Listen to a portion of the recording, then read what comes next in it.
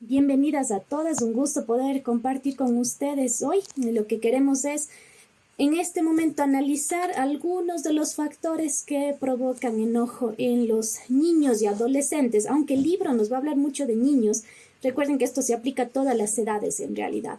Entonces vamos a poder ir analizando. Algo interesante que dice este libro también es que si es que nosotras como adultas estamos batallando con el enojo o constantemente nos enojamos, es un libro que primero debemos aplicarlo a nuestras vidas para luego aplicarlo con los hijos. Y esto es muy importante porque a veces tenemos esa tendencia de solo ver en qué está haciendo mal mi hijo, qué está haciendo mal esta otra persona y por qué reacciona tan equivocadamente, pero es importante también poner un poco la mirada en qué hacemos nosotras, que tal vez pueden ser un factor que provoque este enojo. Entonces, la semana pasada analizamos 8 factores, son 25. Espero que hoy podamos terminar en este tema y podamos ir enfatizando un poco más en algunos, en otros iremos un poquito más rápido. Entonces, vamos a ver que algunos son similares.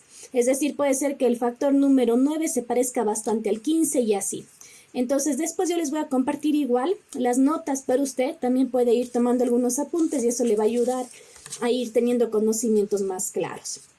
Recuerde tener su Biblia, esto es importante para que así usted pueda señalar las citas y esto también le ayude después usted en casa más en calma o un tiempo a solas, puede repasar los versículos, puede también memorizar los versículos, que esto también es muy importante. Entonces, algunos de los factores que vimos la semana pasada. El primer factor que puede ser un provocador de enojo en los hijos es la falta de armonía marital. Y vimos que esto se da cuando constantemente hay conflictos entre los padres, cuando constantemente hay problemas entre ellos y no los logran solucionar bien, de tal manera que los hijos observan todo el tiempo que los padres están peleando, que los padres no se ponen de acuerdo. Este es un factor grande que provoca enojo en los hijos. Un segundo factor que vimos es establecer y mantener un hogar centrado en el niño. Este es otro factor que provoca enojo en los hijos, porque los niños cada vez van viendo que adquieren más autoridad, más poder, no tienen claras cuáles son las funciones dentro del hogar, no tienen claro qué es lo que debe hacer el papá, qué es lo que debe hacer la mamá, porque todo gira en torno al hijo.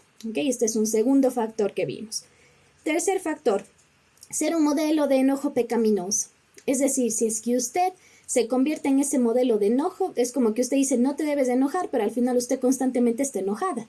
Entonces, este es un factor, obviamente, que va a generar enojo en su hijo al ver que usted se convierte como en este modelo inapropiado de ira. Cuarto factor, y estoy solamente haciendo un resumen rápido para entrar en el noveno factor, que es en donde nos quedamos. El cuarto es disciplinar mientras está enojado.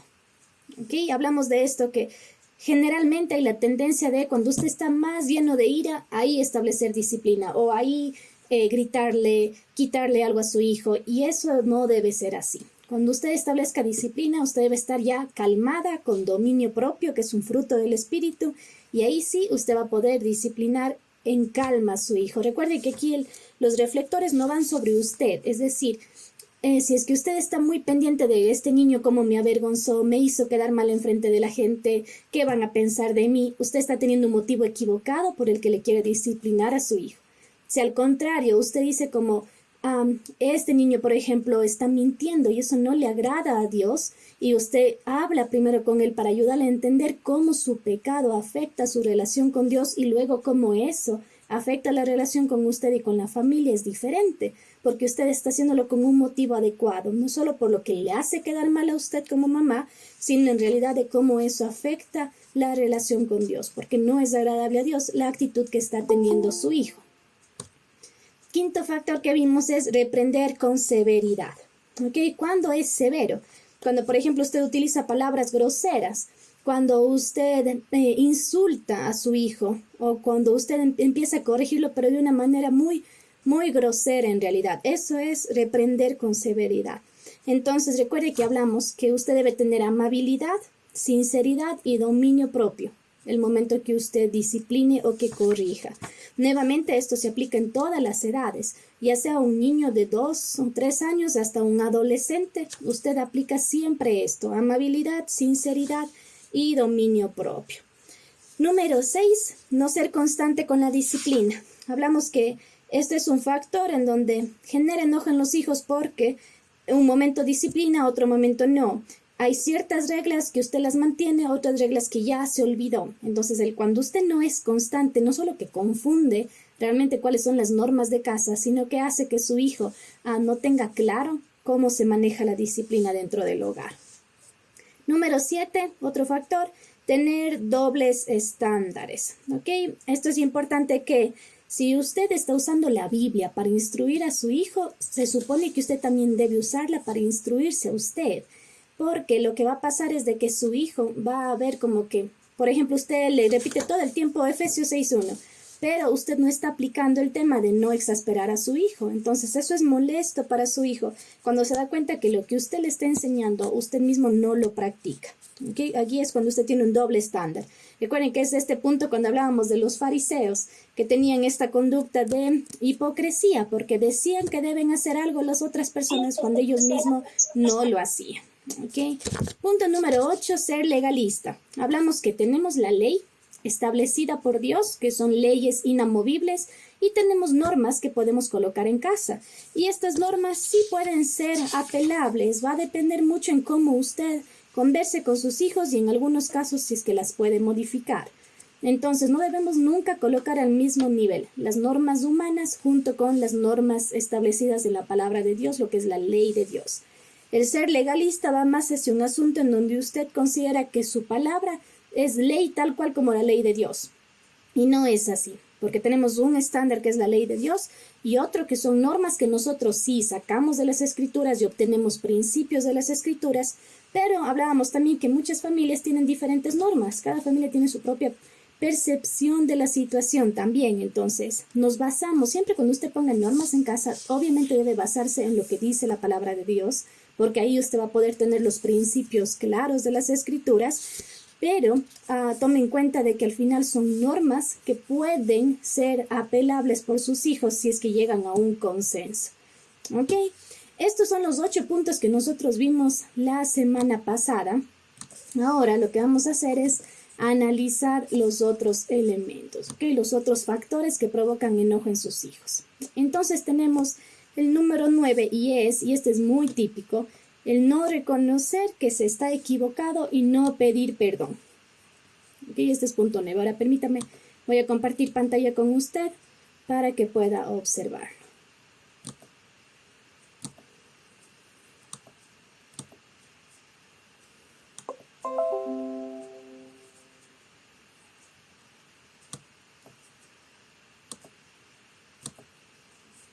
Muy bien, entonces factor número 9. No reconocer que está equivocado y por lo tanto no pedir perdón. ¿Qué pasa aquí? Cuando los hijos perciben esta insensibilidad y orgullo en sus padres, ellos pueden concluir equivocadamente que no tiene caso hablar con usted, porque ellos van a pensar como que igual nunca van a admitir que hicieron algo mal. ¿Ok? Esto es importante. ¿Qué pasa entonces aquí? Si es que usted, cuando se equivoca, no reconoce aquello ante sus hijos, entonces ellos van a tener siempre esta percepción de que igual mi papá nunca va a reconocer, ¿para qué voy a hablar con él? No necesito hablar con él, y esto es muy, muy dañino. Ahora, aquí hay versículos importantes como Santiago 5:16, Proverbios 19:11 y Proverbios 10:12. En resumen, ¿qué dice en Santiago 5:16? Dice que debemos confesarnos las ofensas unos a otros. Mire qué interesante porque es un mandato. Aquí nos dice, confiésense las ofensas unos a otros.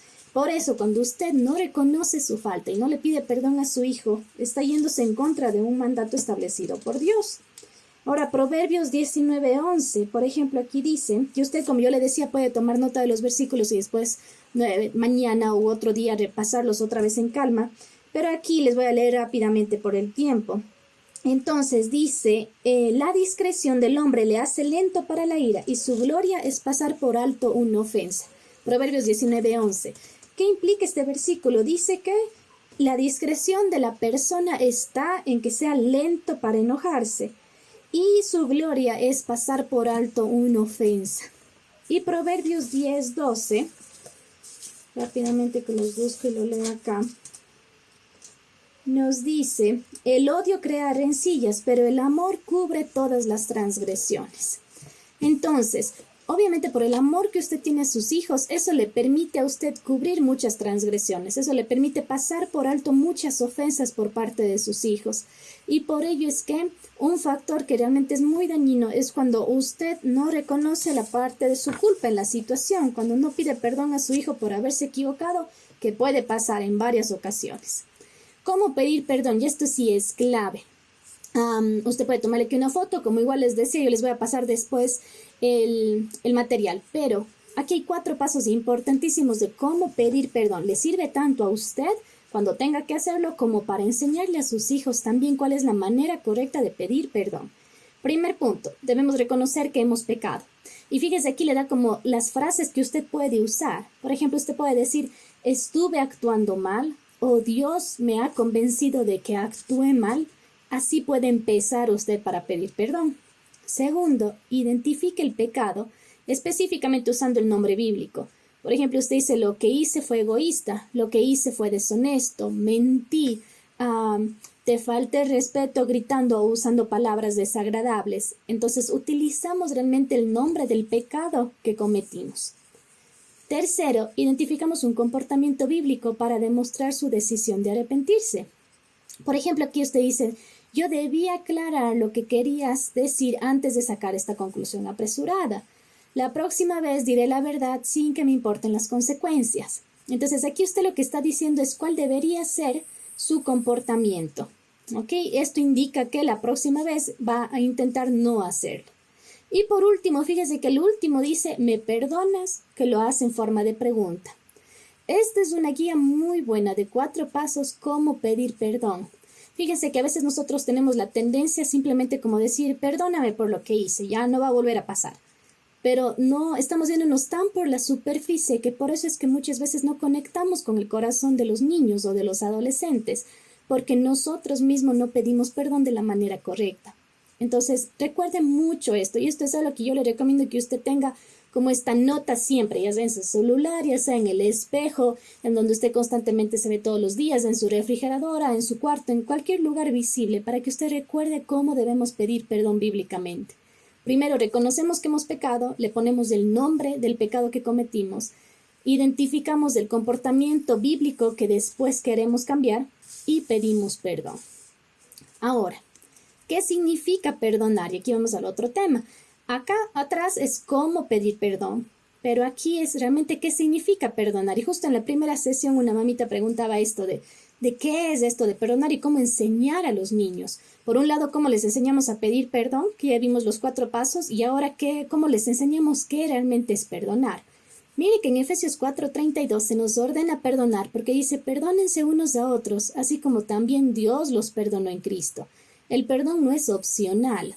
El perdón no es algo que nosotros hacemos simplemente si es que deseamos o si es que tuvimos un buen día o si es que ya por fin mi hijo cambia y sí le perdono. El perdón es algo que nosotros tenemos que hacerlo a diario porque Dios también nos perdona a diario. Otro versículo que está en Isaías y en Jeremías, que pueden tomar nota de eso y después leerlo en más calma. Dice, yo soy el que borro tus rebeliones por amor de mí mismo. Yo no me acordaré de tus pecados y perdonaré la maldad de ellos y no me acordaré más de su pecado. Fíjese qué interesante. Ahora, no significa que Dios tenga amnesia y como que nunca más se va a acordar de nada, pero lo que Dios está mostrando aquí es que Él ya no considera estos pecados en contra nuestra. Entonces, Dios lo que hace es tomar estos pecados y acreditarlos a la cuenta de nuestro Señor Jesús, quien ya murió en la cruz para pagar el precio del castigo de nuestros pecados. Entonces, ¿qué implica esto? De que ya cuando nosotros somos perdonados, Dios no utiliza el pecado nuestro para sacarlo en contra, sino que Dios ya lo acredita a otra cuenta. Esto es muy importante porque aquí vamos a ver también otros principios de cómo perdonar. Entonces, el perdón en primer lugar es una promesa. Esto es muy importante, esta palabra promesa aquí. ¿Por qué? Y aquí también vamos a ver que así como Dios prometió no tomar los pecados de los pecadores arrepentidos en su contra, así también nosotros debemos prometer que no tomaremos en su contra los pecados de aquellos a quienes perdonamos. Entonces, el perdón no es olvidar. El perdón no es callar o ignorar lo que me están haciendo. El perdón es prometer que no voy a tomar en contra los pecados de aquella persona a quien decido perdonar. Entonces, la decisión implica una decisión. ¿Y cómo puedo demostrar realmente el perdón? 3 pasos muy importantes aquí. Primero, no traer a colación la ofensa perdonada para usarlo en su contra. Si usted dice realmente voy a perdonar a esta persona en el poder del Señor, porque acuérdese que el perdón no es algo que humanamente surja fácil de nuestro corazón. Realmente para perdonar necesitamos del poder del Espíritu Santo y mucho más si es que han sido situaciones tan dolorosas en nuestra vida que han quedado heridas por años.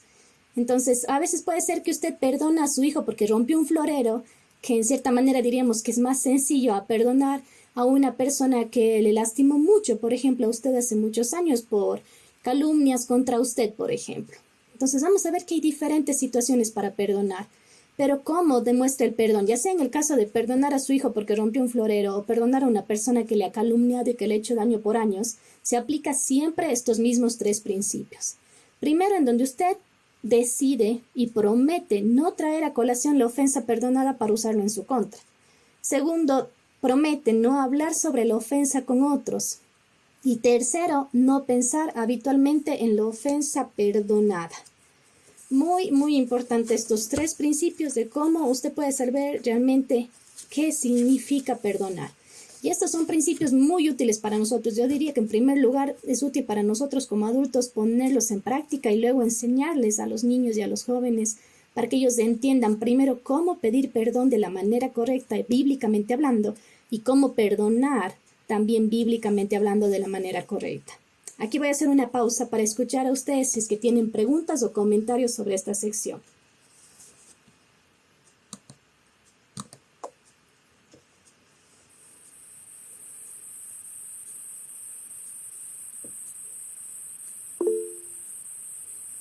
Tati. Gracias, Vane.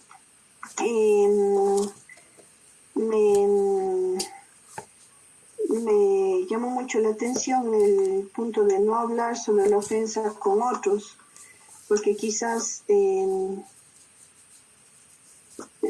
eso en mi caso a veces sí ha pasado, porque es como que cuento a alguien, quizás no con intención de decir, imagínate, me hicieron tal cosa, sino en el caso de mi mami, que le decía que está llena de amargura ahorita, está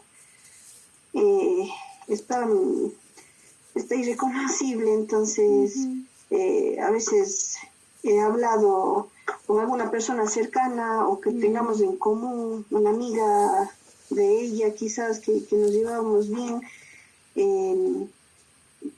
pero no de mala forma, pero es preferible no hacerlo, ¿cierto? Sí, Tati, en realidad es preferible no conversar sobre esa ofensa. Ahora, por ejemplo, si es que usted está conversando con alguien, con una amiga muy cercana y una amiga que usted sabe que realmente va a quedar la conversación solamente entre las dos, y si es que están conversando en el plano de cómo orar juntas, por ejemplo, por su mamá, de cómo realmente interceder al Señor por ella y por su corazón, en ese aspecto estaría bien. Sin embargo, si usted está herida por algo, me voy a imaginar como ponerle un ejemplo, tal vez su mamá le ofendió con sus palabras, y si usted está herida contándole eso a la otra persona, lo que va a hacer es que en lugar de que esa herida se sane, se amplía más y se pasa ese dolor a otros que también tienen la misma empatía y que son muy cercanos, por ejemplo. Entonces, ese es un punto también importante. Ahora, cuando nosotros llegamos al punto de decir realmente perdono a esta persona, y ahí sí ni siquiera hablamos del tema. Este es el punto que nos da aquí. Por ejemplo, puede ser que usted fue reciente la situación, entonces usted está conversando con una amiga, pero en este plan, como le decía, de no en chisme, no en asunto de hacerle quedar mal a su mamá, sino en un tema de oremos, por ejemplo, por lo que está pasando en su corazón, está bien. Pero ya cuando hay un tema de dolor ahí, y sobre todo si usted dijo yo ya le perdono, eso es ya un tema donde no hablo más de este asunto con nadie. Gracias. Con gusto, Tati. ¿Alguna otra persona que quizás quiera comentar algo sobre este tema de cómo pedir perdón o qué significa perdonar? Siga, por favor. Aquí levanto la mano. Muchas gracias, Vanessa. Como decía la compañera, también me ha estado pasando lo mismo a mí. Yo tengo también una inconveniencia con mi hermano mayor. Y a veces me ha costado soltar eso, como dejar pasar.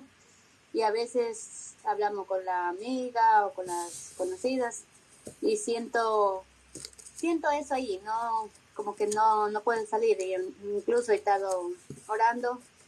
¿Y qué me recomendaría? ¿Cómo sacar esa amargura? Porque eso viene de mucho tiempo y ya una vez como que logré perdonarle, pero a la misma vez como que él ha venido más ofendiéndome, diciendo cosas porque estoy en el camino de Cristo y él me han venido criticando porque eres católico.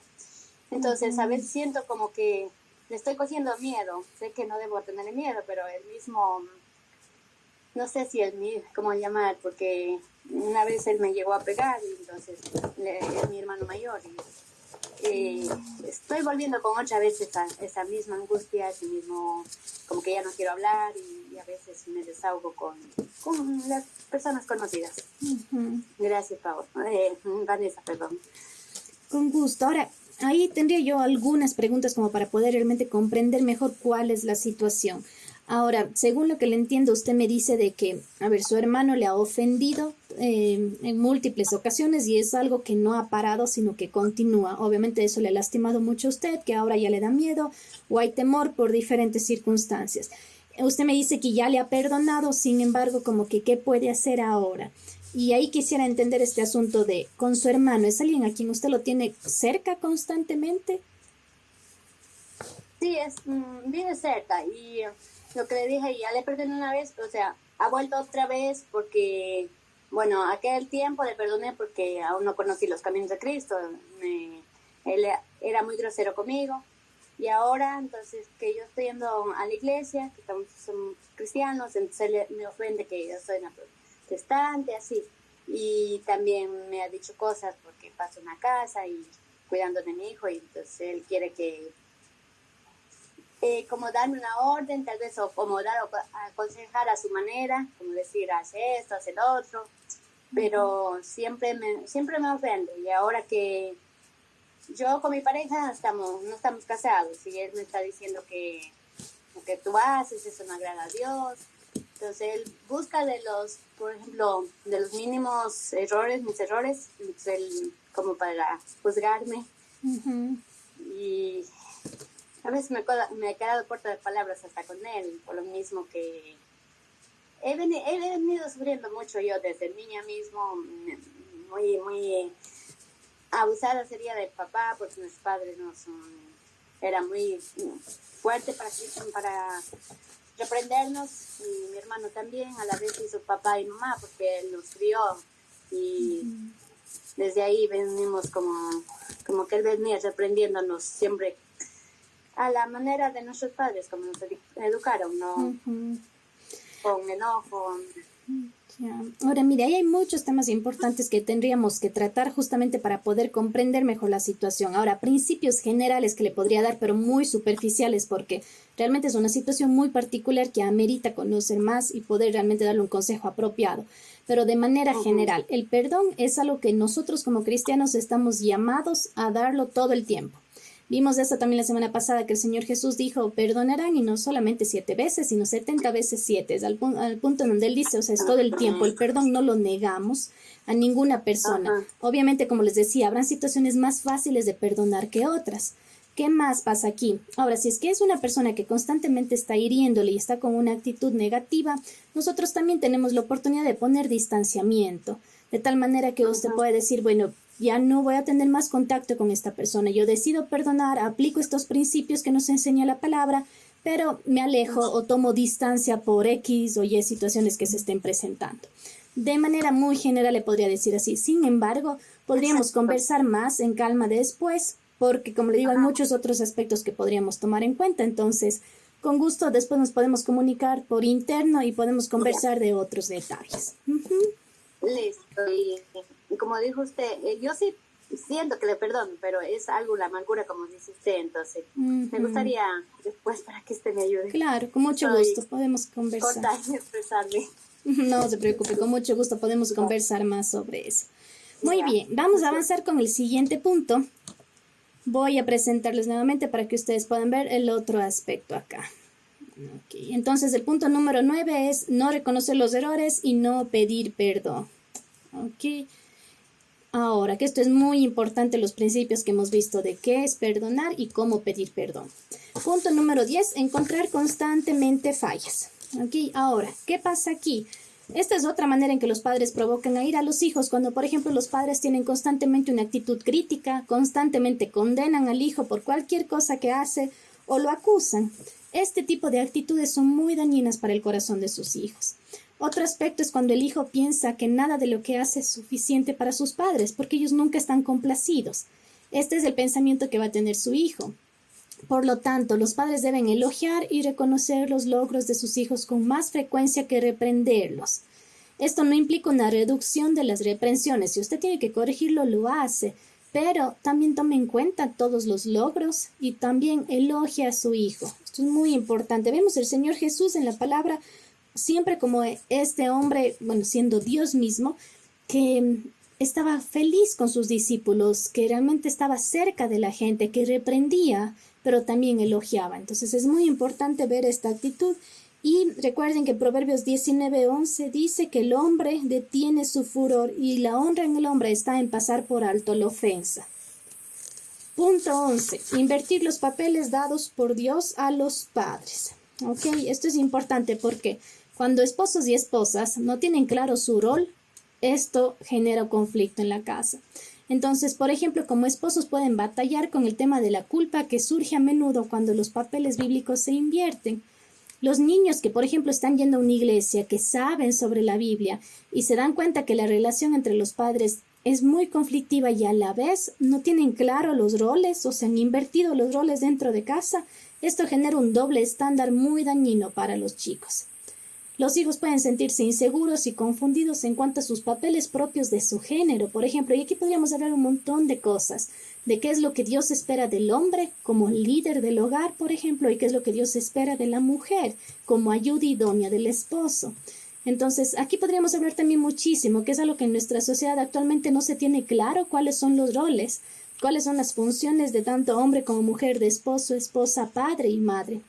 Y si es que esto no está claro dentro de un hogar, genera muchísima confusión en los hijos y es un motivo de enojo. Número 12. No escuchar la opinión del hijo o no tomar en serio su versión de la historia. Proverbios 18:13, yo le animo a que usted se memorice este proverbio porque dice, al que responde palabra antes de oír, le es considerado oprobio. O en otra versión, Proverbios 18:13, le dice, el que responde antes de escuchar, cosecha necedad y vergüenza.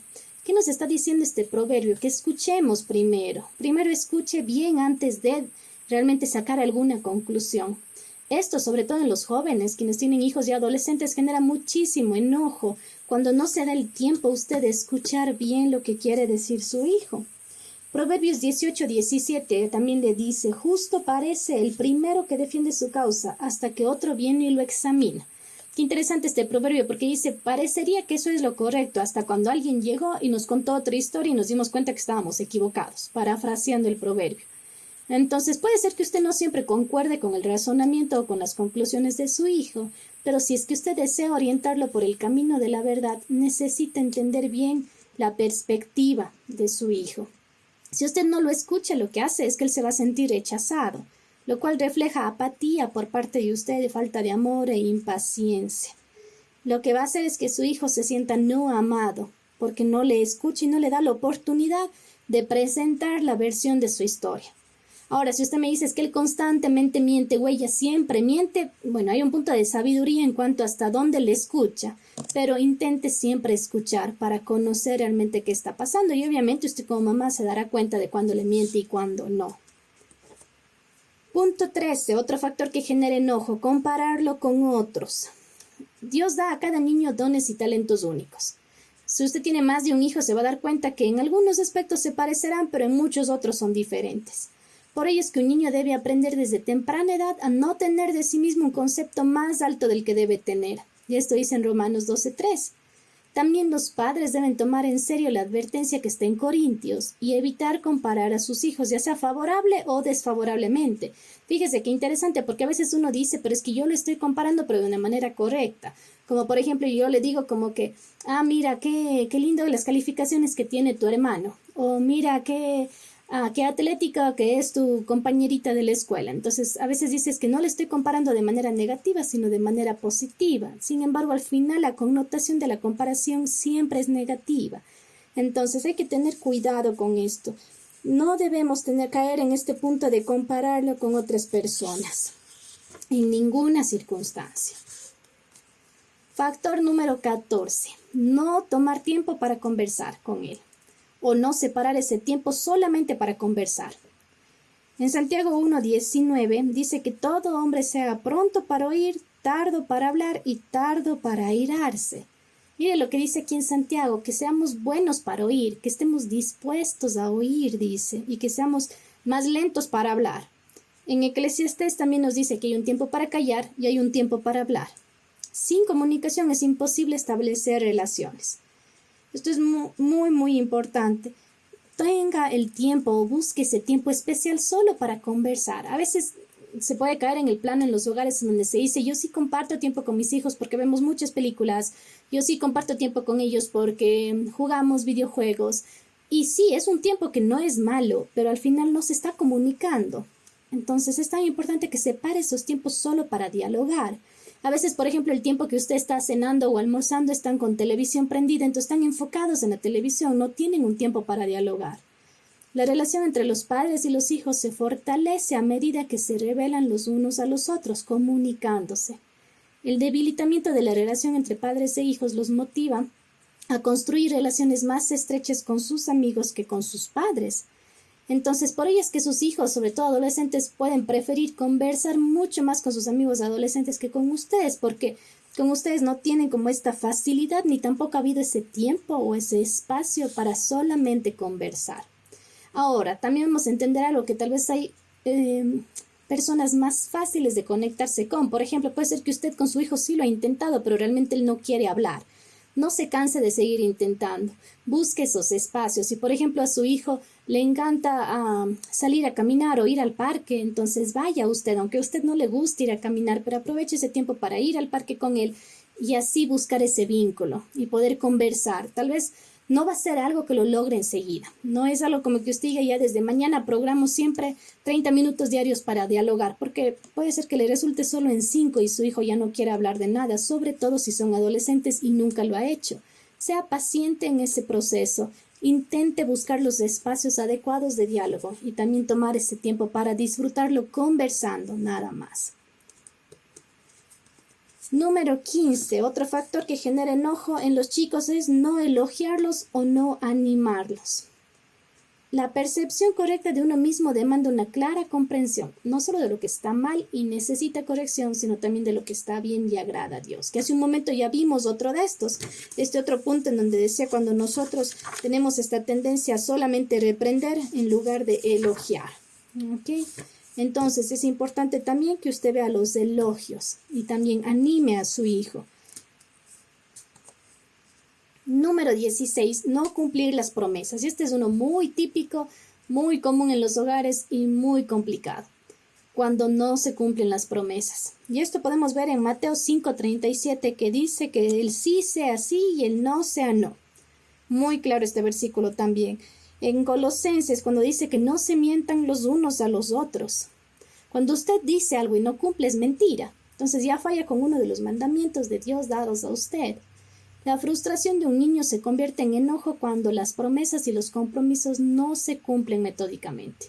Ahora, ¿qué pasa? Puede haber ciertas circunstancias donde impiden que usted pueda cumplir la promesa. Por ejemplo, usted dijo que iba a salir al parque el sábado para ir en las bicicletas y se enfermaron y no pudieron. Hay situaciones que son entendibles, pero por eso es importante nunca prometa, sino usted utilice el lenguaje como, a ver, si Dios lo permite, el día sábado podríamos ir juntos al parque.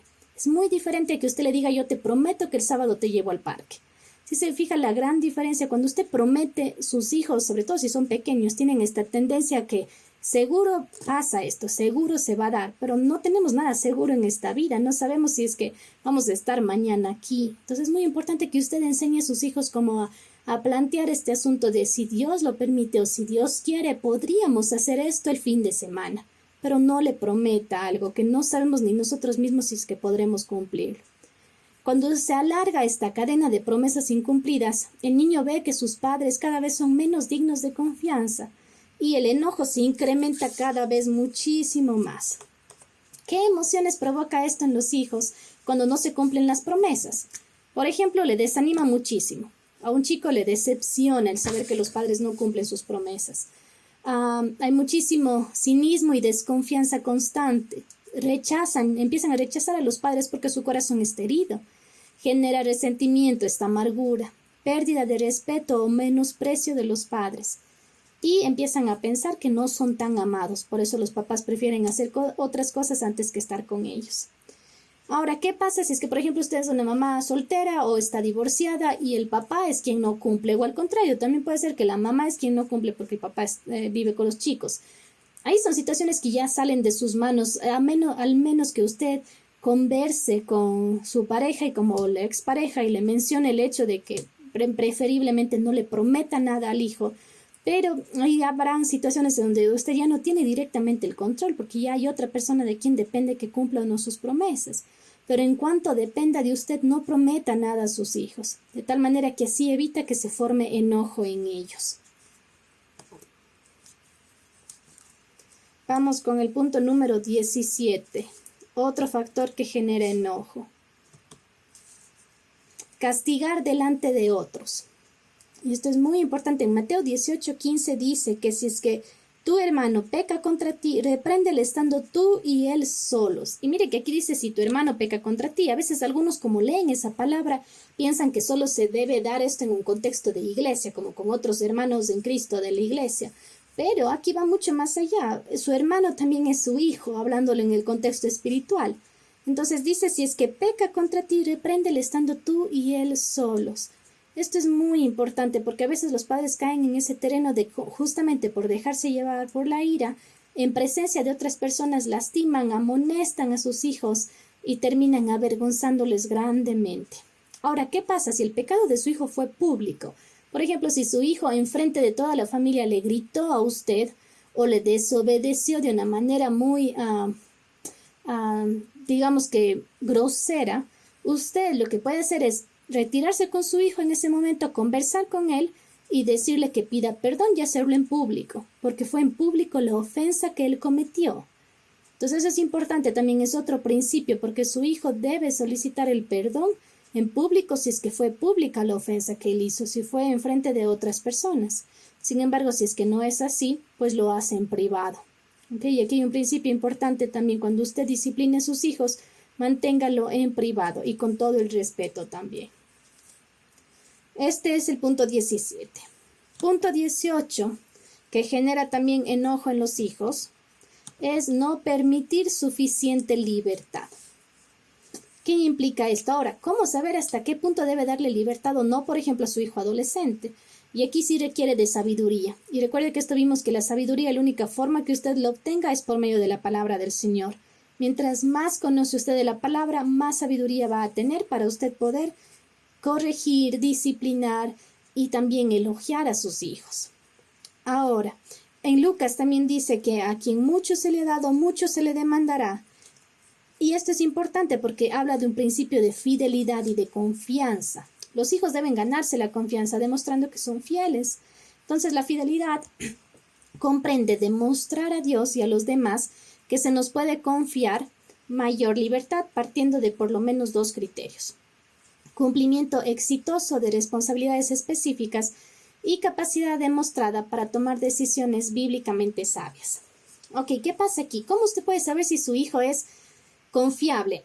A tal punto que usted diga, bueno, le voy a dar más libertad si es un adolescente sobre todo, o ya puede ser que usted tenga un hijo mayor de 18 años que vive todavía con usted. Estos 2 criterios son importantes para saber hasta qué punto le da más libertad. Primero, si es que él cumple con las responsabilidades que usted le ha otorgado, si es que es realmente responsable en lo que usted le pide a diario, Y segundo, si es que él toma decisiones bíblicamente sabias. Ahora, ¿cómo usted va a saber si es que él toma decisiones bíblicamente sabias? Obviamente su hijo esto no lo va a poder hacer si es que no conoce la palabra. Si es que no conoce la Biblia, él no va a saber lo que es tomar una decisión bíblicamente sabia. Y aquí entra justamente este asunto de cómo usted debe instruir a su hijo, de tal manera que él conozca la palabra, adquiera los principios bíblicos para que eso le ayude a tomar decisiones. Punto número 19.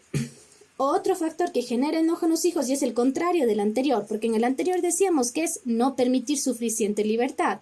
Cuando, por ejemplo, el chico está muy reprimido, ¿ok?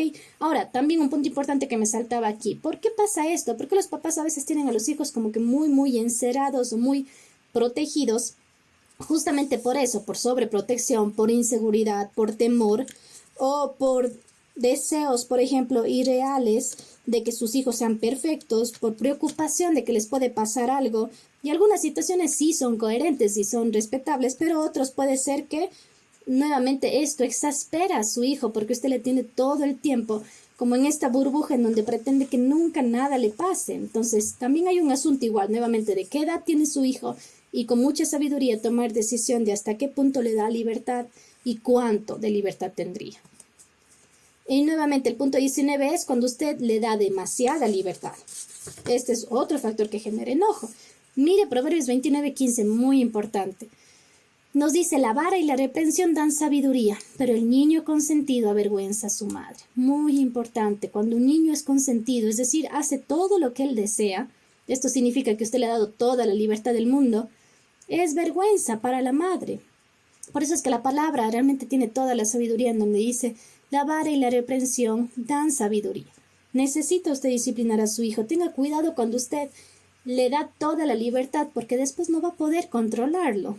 Hay muchos jóvenes adultos que viven con sus padres todavía y tienen ya más de 30 años y tienen una actitud tan negativa con los padres que ellos son los que siguen guiando adentro de la casa o estableciendo autoridad porque nunca fueron corregidos. Y es muy difícil cuando los padres quieren a cierta edad, ya cuando son adultos los hijos, poner un límite. Miren Hebreos 12 del 6 al 9, también versículos muy importantes. Dice aquí, porque el Señor al que ama disciplina y azota a todo el que recibe por hijo. Mire cómo dice aquí que Dios ama, y al que ama disciplina, y azota, dice, al que recibe por hijo. Entonces Dios nos disciplina también, por lo tanto Dios espera que los padres hagan lo mismo con sus hijos. No dejarles pasar todas las situaciones o simplemente cubrir las faltas de sus hijos. Se espera que usted discipline a su hijo y lo instruya para que sea un buen hijo de Dios y un buen ciudadano también en todo sentido. Punto 20. Burlarse de su hijo. Ay, no. Es el punto contrario, ¿ok? Dar demasiada libertad, punto 19. Entonces veíamos en Proverbios 29:15 que menciona que el hijo consentido avergüenza a su madre, ¿ok? Y esto es importante, el hecho de que se establezca disciplina. En Hebreos 12, del 6 al 9 dice que el Señor al que ama disciplina y azota a todo el que recibe por hijo. Entonces la disciplina es un principio fundamental porque Dios mismo nos disciplina. Por lo tanto, Dios espera que como madres disciplinen también ustedes a sus hijos.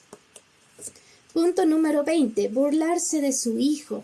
Los padres nunca deben ridiculizar a sus hijos o burlarse de ellos, ya sean por características personales, por ejemplo, porque usted dice es muy flaquito, es muy gordito. No se debe jamás burlarse por ninguna de esas características personales propias de su hijo o por el pecado, con menor razón todavía.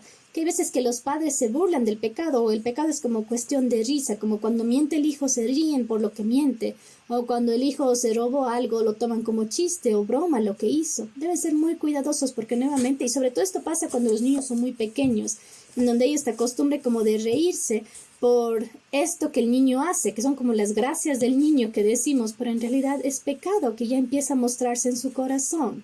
Entonces, jamás los padres deben burlarse de su hijo por ningún motivo. Punto número 21. Abusar físicamente de ellos. ¿Okay? Ahora, por ello es que, y como hablábamos hace un momento, el principio de escuchar bien antes de reprender. Siempre su motivación para disciplinar debe ser bíblica, no debe ser egoísta. Y discipline solo cuando ha logrado controlar su propio enojo. Que esto es muy importante. No abuse físicamente de ellos. La Biblia en ningún momento le dice que usted debe pegarle a su hijo con el cable de la luz, o que debe pegarle con la zapatilla, o que debe darle con la escoba. No, y eso pasa, lamentablemente todavía se ve estas situaciones. Eso en ningún momento en la Biblia, en ningún versículo nos habla el Señor de que los hijos deben ser disciplinados de esa manera. Entonces sea muy cuidadoso cuando usted establezca disciplina. Básese en los principios de la palabra, con total claridad y con un control propio, de tal manera que usted pueda disciplinar dándole la gloria a Dios y no quitando la ira que usted tiene en el momento. Punto número 22 es ridiculizarlos o ponerles apodos. Efesios 4:29, mire que dice que no salga de nuestra boca ninguna palabra mala, solo que salga aquellas palabras que son para edificación según la necesidad del momento, para que imparta gracia a los que escuchan. Qué importante este versículo, es otro versículo del que tenemos que memorizarlo. Ninguna palabra que lastime debe salir de nuestra boca. Si usted está muy alterada, es mejor que usted en ese momento salga, que vaya, tome un vaso con agua, o vaya un momento, respire fuera de su casa, o vaya a la tienda y compre algo, de tal manera que usted disipe ese enojo, pero que no deje que de su boca salgan palabras hirientes. Hay que ser cuidadoso cuando le decimos como vos siempre eres un niño desobediente o todo el tiempo te comportas de esta manera. Es como tenemos esta tendencia a que lastimamos mucho con nuestras palabras. Por ello es que no debemos ridiculizarlos. Punto 23. Otro factor son las expectativas irreales. Los niños piensan, hablan y razonan de forma diferente a los adultos. Por lo tanto, el proceso mediante el cual crecen y se desarrollan toma tiempo. Entonces, los niños crecen a diferentes ritmos. Evite expectativas irreales. Si usted espera que su hijo de 5 años, por ejemplo, coloque bien la mesa, coloque bien los cubiertos, que no riegue el vaso de jugo, son aspectos que tal vez no lo va a lograr todavía bien de esa manera perfecta que usted desee. Pueden ser ejemplos tan simples como eso. O si usted le pide a su hijo que tienda la cama, por ejemplo, pero su niño apenas tiene por ponerle el caso, 7 años y se le complica tender la cama porque es muy grande, entonces usted debe ser consciente de eso, de si usted todo el tiempo le regaña porque, por ejemplo, no está bien colocada la sábana o la funda de almohada, son aspectos que tal vez un niño todavía no lo logra hacer bien. Y estas son situaciones que provocan a ira en sus hijos cuando usted coloca expectativas que tal vez ellos todavía no lo pueden lograr. Ahora, también entendamos que cada niño es diferente. Entonces, nuevamente caemos en el terreno de no compararlos, no porque el hermano a los 6 años hacía algo significa que él también ya lo debe hacer, porque tal vez tiene otra habilidad y otro patrón de desarrollo. Recuerde que aquí usted debe enfatizar en el carácter y no en los logros. A Dios, antes que interesarle que tienda bien la cama, a Dios le interesa que tenga un carácter humilde su hijo. Muy, muy importante, mamitas, porque a veces estamos tan enfocadas en qué tanto hace, qué tan bien se comporta, en lugar de cómo está el carácter de su hijo. ¿Es sumiso? ¿Es humilde? Todos esos son principios y del carácter claves que usted debe trabajar con su hijo. Recuerde que su hijo también es pecador, al igual que usted. Por lo tanto, necesita la misma misericordia que usted necesita todos los días. Punto 24. Practicar el favoritismo. ¿Ok?